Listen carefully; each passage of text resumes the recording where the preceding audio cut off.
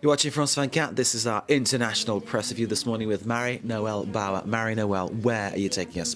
How about the Eid festival, the end of the Eid festival? And courtesy of the Saudi daily Al Hayat, we have a spectacular image of the peak of the Hajj pilgrimage on the plain of Arafat, east of Mecca.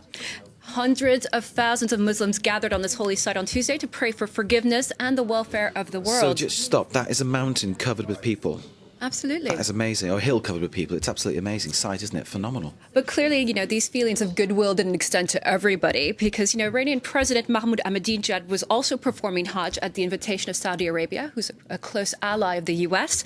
And according to Iranian daily Verfact, a representative of Iran's supreme leader gave a speech on Arafat denouncing enemies of the Muslim nations, being Israel and the good old United States. So there you go. As you say, the good feeling doesn't extend that far. There we go. What's next? And, well, we have a completely different religious vein. We have an intriguing piece from the New York Times about the spiritual warfare ministry in Washington, D.C.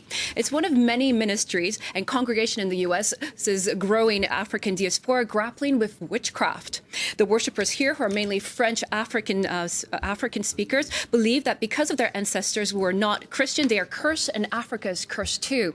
So 4 times a week, they attend midnight service to seek deliverance from lust, anger, and fear. And, in the article, you have middle-aged people and children who are fighting against Satan physically, battling with Satan. It's quite impressive. It sounds bizarre. Absolutely bizarre. What's next? Well, French smokers may soon be trying to shed demons of another kind next month because there's just 2 weeks to go before the smoking ban goes into effect. I think that's great, the smoking ban. Mark, okay, where do you think the smoking ban is going to hit hardest? Smokers?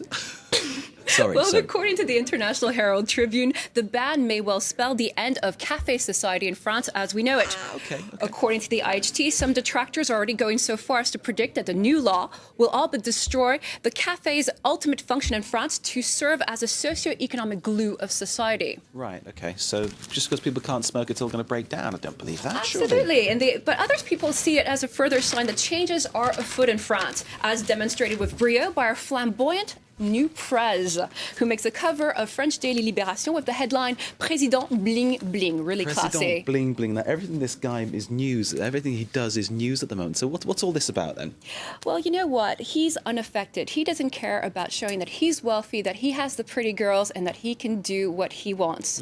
None of this false modesty. Yeah. New France, New France. New France, and he's the face of it. Absolutely. Scary stuff, isn't it? What's next? Well, if French smokers are feeling persecuted, they should spare a thought for another endangered species, the whale.